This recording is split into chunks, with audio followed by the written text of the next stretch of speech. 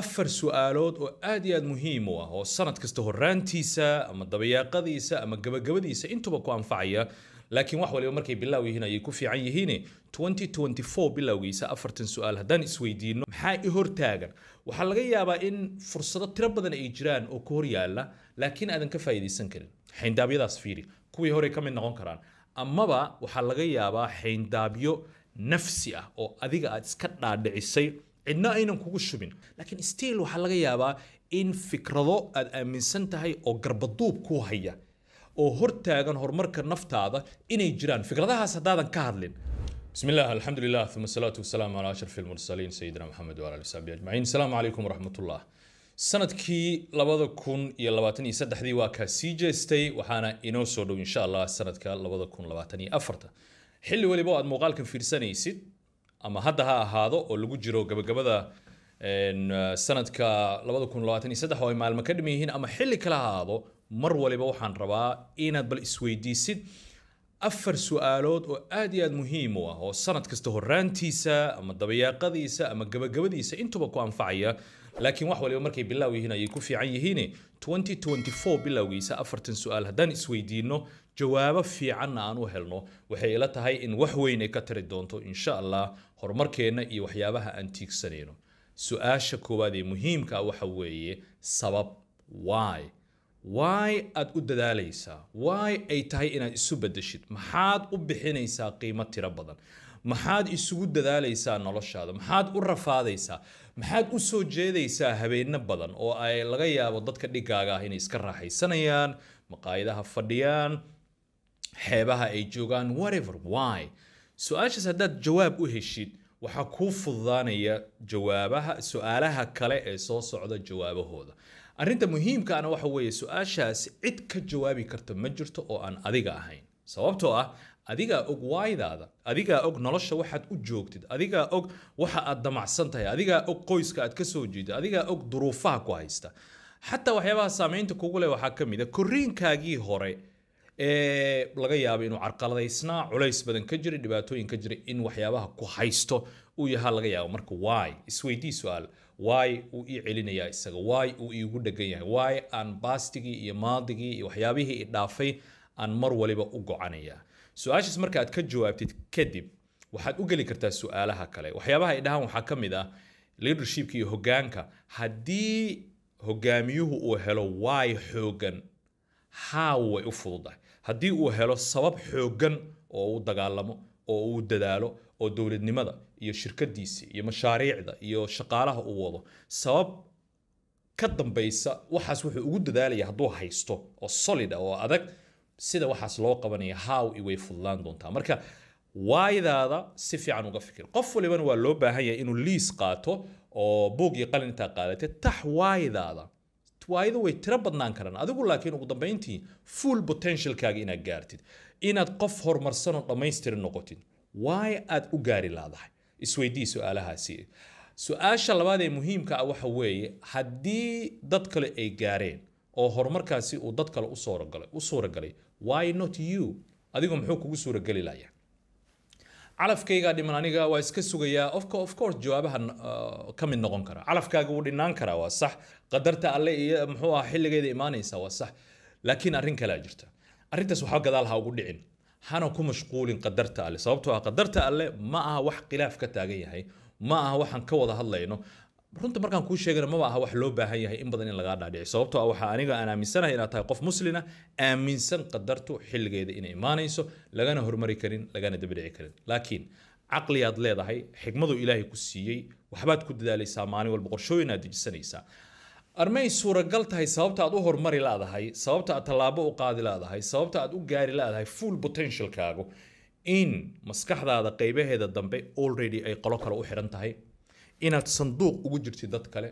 in already qof indoctrinated ah ama programmed ah oo la programmiyey oo balaayo laga dhaadhiciyo ama tahay ama aad ka mid tahay dadka aaminsan lacag in la sameeyo horumar in la sameeyo noloshaba looma joogaba dada aaminsan lacagtu waa shay xun lacagtu cadaab bay ku horseedaysaa mustaqbalka iyo wax la mid ah dada aaminsan haddii sidaa aad tahay qolooyinkaas aad ka mid tahay oo xayndaabyadaas dadka ay hayaan aad ku jirtid good for you wax ku anfacaya weeye haddaad ku qanacsan tahayna khalaas waa dhamaatay oo adiga iyo danahaadi weeye laakiin waxa suuragal ah waxyaabaha aad la hormari laadahay oo potentialku aad la gaari laadahay meelaha aad tiigsanayso aad la gaari laadahay inay kamid tahay xayndaabkaas laga yaabo in qolo kale ay ku dajiyeen amaba adigu aad dooratay inaad kamid noqotid inuu mar waliba oo aad dhaqaaq maagtidba darbigii inaad ku dhacaysaa suuragalay isweydii marka in ay arrintaas jirto haddii aynan jirin arrintaasna waxyaabo kale ayaa jira oo adiga horumarka ku diidan sida hadday soo sheegan cid kale ma ogaan karto adigu baa ogaan kara way fiicnaan lahayd waana jeclaan lahayn qof waliba oo idinkiina kamid ah aan mid intaan ula fadhiisto aan hoos u isla fiirino why not you laakiin suuragal ma aha oo haddii aan damco inaan idinla kulmo mid waxay qaadan kartaa dhowr fac ama waxa laga yaabaa weligeed inayna suura galin laakiin haddaan isla joognaaba isweydii su'aalahaasi tii hore waxay ahayd inaad warqadii qalin qaadatid waaydaada aad taxdid tan labaadna waxa weeye aniga maxaa i hortaagan maskaxaad leedahay dadkii kula midkaa way hormareen dadkii kula midkaa waxbay samaysanayaan dadkii kula midkaa cibaadada way kaaga fiican yihiin dadkii kula midkaa hantida way kaaga fiican dadkii kula midkaa horumaray samaynayaan isku maskax baad tiin maskax baad leedahay maskax bay leeyihiin ilaahay subxaanahu wa tacaala wuu ku doortay ayagana wuu doortay caqligii waad leedahay waxa laga yaabaa inaad shahaadooyin wadatid laakiin still waxa laga yaabaa in fikrado aad aaminsan tahay oo garbaduub ku haya oo hortaagan horumarka naftaada inay jiraan fikradahaas haddaadan ka hadlin haddaadan hoos u fiirin haddaadan baaritaan ku samaynin ilaahay subxaanahu wa tacaalana hadi qofka bini aadamka wa anna sacyahu sawfa yura qofka wuxuu u dadaalo unbaa ayuu helayaa ilaahayna eed kuma yeelanayo mar walbana eed kuma lahan adiga ayaa qofka muxuu ahaa isdibrigi su'aasha saddexaad ee isweydiinaysa waxa weeye hadday tahay aniga inaan hormaro hadday tahay dadka kale waxay heleen inaan helo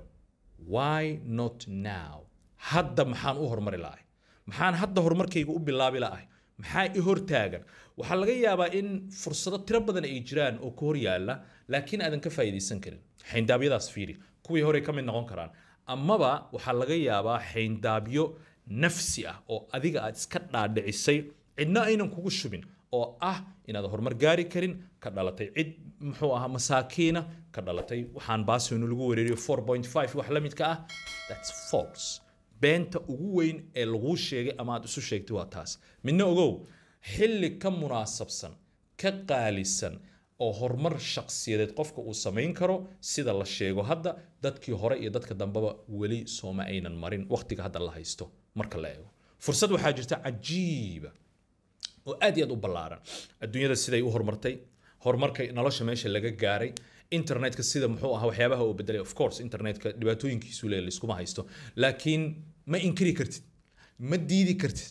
ma ka go'i kartid waxaad u baahan tahay inaad embracing ku samaysood qaadatid kadibna aad u isticmaashid faa'iidooyinkaada diintaada ku hormari aqoontaadii ku hormari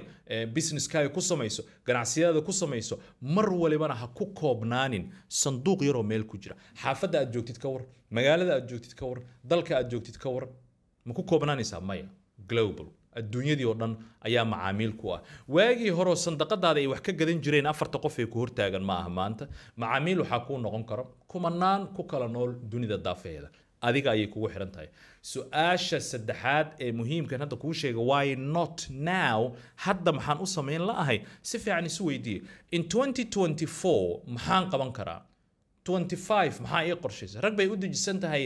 2030 inkastoo aad dhihi kartid dadkaasi waa dowlado iyo wax la midka meelahaas adigu dheer ha aadin 5 sano ka waran 3 sano ka waran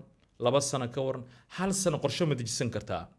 in aad rabtid inaad gaartid 1 2 3 4 kadibna 1 2 3 4 kaasi aad dejistid qorshihii aad ku gaari lahayd oo iyaga ah su'aasha afraad ee muhiimka waxa weeye haddii intaasoo dhan hore aad uga soo jawaabtay oo aad igaar fiican tahay ama gabadh fiican aad tahay meesha aad joogto maxaa ku dhig marka meeshan aan joogo su'aashan ah why here halkan maxaa i dhigay bal su'aasha isweydii halkan maxaa ku dhigay haddii inta hore oo dhan okay ay ku tahay oo aad og tahay sababtaad u nooshahay oo aad og tahay horumarka aad samaynaysid oo aad tahay qof aad iyo aad isku xisaabtamay maxaan u horumari la'ahay maxaan u gaari la'ahay awooddeedii oo dhammaystiran maxaa ganacsigayga muxuu u kici la'ayaa maxaa caruurteydii ay muxuu ahaa iishag u noqon lahayn kuwa guulaystay maxaa aniga iyo odagayga 24 saac khilaaf isugu kay dhex jira maxaa muxuu ahaa xaajiyadeydii ay u toosi laadahay maxaan u marayaa guurkii 10aad 7aad 8aad sida ragga qaarkood ay sheekeeyeen oo mar waliba haweeney kastoo timaada aan u arkay inay balaayo baas tahay why aniga meeshan maxaa i dhigay why here isweydii su-aashaas jawaabteeda waxaa laga yaabaa inay ka timaado meelaha aadan ka filayn oo ah sourciga iyo asalka meesha aad wax u raadsanaysid caawinaada iyo kaalmada meesha u raadsanaysid ayaa laga yaabaa inaad si fiican u hubsan maybe inaad dad ku xiran tahay maybe inaad cali iyo cabdi aaminsantay inay ku caawinayaan energygaagii waqtigaagii muxuu ahaa ii sheeg awooddaadii maskaxeed waxaa laga yaabaa inaad ku bixisay daba orodka shakhsiyaad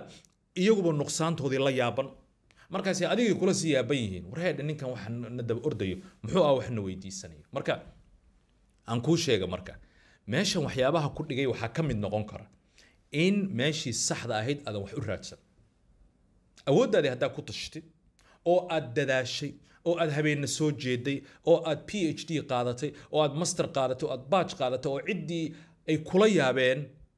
laakiin waxaa suuragal ah waxa kaa maqan inuu yahay meeshii saxda ah inaad wax u raadinin oo equationka qaabka aad wax u xisaabinaysid ilaahay subxaanahu wa tacaala factorieskaasi inuunan ka mid ahayn oo isagaba uuna umuurahaagii ku jirinba walidaalika barakadii lagaa qaaday qof waliba oo ictimaada naftiisa wuu daalaa qof waliba oo isku daya inuu keligii wax qabsado ugu dambeyntii wuu fashilmaa qof waliba oo arrimihiisa oo dhan ku xiray ilaahay subxaanahu wa tacaala kadibna dadaal ku dara meeshii la gaartaba wuu guulaystaa adigu marka iska hubi arrimahan iyaga ahi aad u kaashanaysid dad iyo naftaada keliya oo aad ilowsan tahay awood badnihii oo aad ilowsan tahay mar waliba ilaahay subxaanahu wa tacaala oo baariga ahaa oo wax waliba la weydiiyo laga helo waxaa laga yaabaa xaaladda aad ku jirtid laftigeed inuu khayr kugu jiro oo horumarada aad raadinaysidba ay shar kugu jiraan oo isaga uu kaa celinayo laakiin waa haddii markii hore isaga aad ku darsatay ikhtiyaarkaaga wadaalika istikhaarada waxyaabaha culimmadu ay noo sheegeen waxaa ka mid ah in qofka bini aadamka qofka muslimka in loo baahan yahay markuu istikhaaraysanayo in dookhiisa uuna hore u dooran oo dee qof arrintiisu meel u taalo ilaahay ila kala doorsiina uu leeyahay waxba ma yanfacsh way fiican tahay qofka inuu submission islaamnimadu waa isdhiibid inuu ilaahay subxaanahu wa tacaala si buuxdo isugu dhiibo umuurihiisa o dhanna isaga uu u bandhigo ma malayn kartid noloshayda aniga shakhsi ahaan cabdiwahaab waxyaabaha ilaahay subxaanahu wa tacaala inta aan ku dadaalay anigoo isaga ilowsan ama priority number 1 aanan ka dhigan isaga markiisii hore intaan ku daalay kadibna aan soo noqdo kaliya intaan fariisto iraado niyo maxaa qaldan wax walba sameysay mar dambe aan ogaaday kadibna mar alla markii isaga aan u noqday oo meel dhow iga siiyay gabigeed beelid maxaa isu daalis inta fiiri bas hidden in plain sight marka horena horteedii ku qarsoonaay waa kan ma aanan fiirinin halkaasaan u raadi intay tii lama arkayo sababtoo ah isagaa wax kasta og markaasaa tartiib lagu tusaya marka isweydii ilaahay subxaanahu wa tacaala baahidaada dabagalkeeda iyo raadiskeeda ilaa intuu ku leeyahay 30% 50% 100% waxa loo baahan yahay waxa weeye 100% inay isaga ka bilaabato kuna dhamaato ilaahay subxaanahu wa tacaala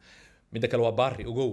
adigoo gaabinaya oo 10% xataa dhinaciisa haddaad soo aadin 80% inuu ku siiya suuragal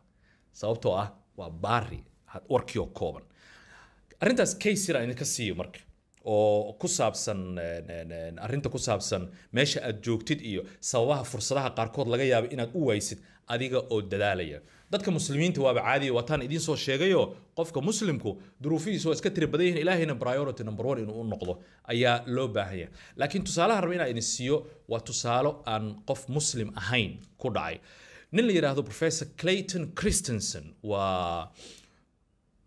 macallin buu wuxuu ka ahaan jiray Harvard Business School wuxuu dhintay 2020kii waa ninkii asalka lahaa fikradda la yiraahdo disruptive innovation ayuu nin caan ah haddaad ka raadisid hadda Google ku heli kartaa Clayton Christensen khudbadihiisa iyo nin aad muxuu ah management thinker oo ahaa cajiib ah hadda ka hor ayaa waxaan ka dhageystay muddo 12 sano ka hor waraysi la yeeshay oo uga hadlay nolosha gabagabadeeda iyo waxyaabaha ilaahay subxaanahu wa tacaala marka la dhinto ninkaas oo gaal ah oo muxuu ah diinta aan shaqo ku lahayn ayaa ugu dambeyntii wuxuu yiri waxaan ogaaday in waxa dhan loo dadaalayo su'aalaha lagu weydiin doono hadhow dambe ay noqon doonaan nicmadii aan ku siinay maxaa dadka kale ku tartay in lagu weydiin doono marka walidaalika waxaan ku dadaalayaa in fikradaha dadka gaarsiiyo marka taas waa muxuu ahaa ishak fikri isaga uu si gaar u dhahay laakiin haddaad si u eegtid diintii islaamkii iyo wixii inuu dabaqaya ayaad u malaysaa waa middan marka wuxuu yiri jaga ayaan u tartamay hadda ka hor jagada aan u tartamay dadka ila tartamayay waxaan ahaa qofka ugu fiican ugu munaasabsan ugu aqoonta badan ugu khibrad badan ayaan ahaa aniga meel bay ii tiilay in arrintaasi aan ku guuleysan doono company weyn buu ahaa boardkii baa shiray waxaa la yiri professorka aad buu u fiican yahay laakiin hebel aan siino hebel baa la siiyay aniga waan yaabay xoriyay dadka muwaalan yihiin ma adigii ka tagi karaan haddana jaga kale oo ayaan dama ka soo wareegatay ayaa sidii oo kale igula dhacday hadda waxa ka soo wareegatay yiri muddadaasi 10 sano dib markaan u eegu yiri jagooyinkaas in aan waayo faa'iido badan ay ugu jirto laakiin anigu markaas waxaan aaminsanaa inay qaldameen iyaga inay arrintaas iyaga ah ay dhaafiyeen sababtoo ah aniga ayaa u qalmay waxyaabaha aan sameeyay horumarada aan sameeyay ma maleyn kartiduu dhahay jagooyinkaas haddaan qaban lahaana ima aynan suuragal lahayn marka waxaan ka wadaa ilaahay subxaanahu wa tacaala umuurihiisa iyo hawshiisa iyo isagaa iskale laakiin adiga shaqada kuu taal waa maxay ka mid dhig umuurahaaga ha ku jiro day to day-gaaga ma gaari kartid keliga no matter gaal iyo muslim cidda doontid ahaa kun fayakuun wixii isaga uu ogolaado unbaa suuragala sanadka 2024 ma ku dadaali karnaa ilaahay subxaanahu wa tacaala in ajandaha aan isaga usoo hormarino meeshii dhaxda iyo gadaal aan geen lahayn suuragal ma noo tahay ilaahay subxaanahu wa tacaala umuuraheenno dhan isaga inaan u dhiibanno ma bilaabi karnaa hadda in 2024 ilaahay subxaanahu wa tacaala aan ballan kula galno cibaadadeenna waxyaabaha aan raadinayno kulli isagii aan khaalis uga dhigno oon u kala yeelno waa suuragal laakiin hal mid waa aaminsanahay aniga haddii aan tallaabadaas qaadno guaranteed waxa ah inuu na siin doono waxa loo waxaan rabno iyo ka badan iyo ka badan iyo ka badan iyo farxad tiro badan oo aanan dareemin laakiin hal mid waa ka shakisanahay inaan inaga yeelan wayno geesinimadaas iyo kalsoonida ah ilaahay subxaanahu wa tacaala inaan saa intaa ugu kalsoonaano tallaabadaas qaadno all in kadibna aan noqono waxaan ilaahay subxaanahu wa tacaala ka baryaa inuu inoo barakeeyo waqtigeenna waxba ma hagaagayaan mar waliba waxba kuma hagaagayaan waxbarasho siyaasad caalamkan kale ganacsi wuxuu doonaa ahaado in alla inta isaga uu ka maqan yahay equationka iyo qaabka aad wax u dejinayso mar walba aan xusuusnaano ilaahay subxaanahu wa tacaala in isaga weynidiisa iyo hawshiisa iyo wanaagiisa uu ka mid yahay umuuraha inaga aan wadno waxaan kusoo gabagabeynayaa marka mar waliba horumarka noloshaada inta adiga uu kugu xiran yahay ayaa ka badan inta uu ku xiran yahay qof kale shirkad kale siyaasad iyo wax la midka ah tusaale yar haddaan kusoo qaato hadda aan kugu soo gabagabeeyo soo ma taqaanid dad siyaasadda ku dadaalay ku bixiyey $100,000 $10,000 habeen iyo maalin ag taagnaa madaxtooye xafiiska ra'iisul wasaaraha ku jabay waxna aanan helin ugu dambeyntii u tartamay darajo madaxweynenimo waxba aanan helin ugu dambeyntii ma jiraan ma xusuusan kartaa qola xaafadahooda jooga oo dawladdii markii hal la dhisa la yiri inta loo yeeray kaala la yiri la baryay jagana loo dhiibay iyagoon waxba bixin oo kuwii bannaanka joogoo jabay intay fiiriyeen oo dhahay war dadkan muwaalan yihiin war anigii dadaalo oo jabayba la ima siinine ma taqaanad noocaasa of course way buuxaan taa waa siyaasadii ganacsiga ka war jagooyin loo tartamay ka war hay-ada loo tartamay ka war anigaan idinla hadlayo intaasoo jaga ayaan u tartamay inta hadda aan xasuusto 10 sano la soo dhaafay oo aan waayay gadaal markaan u eegana waxa aan qabsaday kadib ma aanan qabsan lahayn saddex marka loo dhigo meel kamid ah because xayndaabkaas aan geli lahaa xurriyadda aan haysto iyo mashaariicda aan galay iyo horumarada aan sameeyay iyo reachka iyo dadka aan gaaray ma aanan gaari lahayn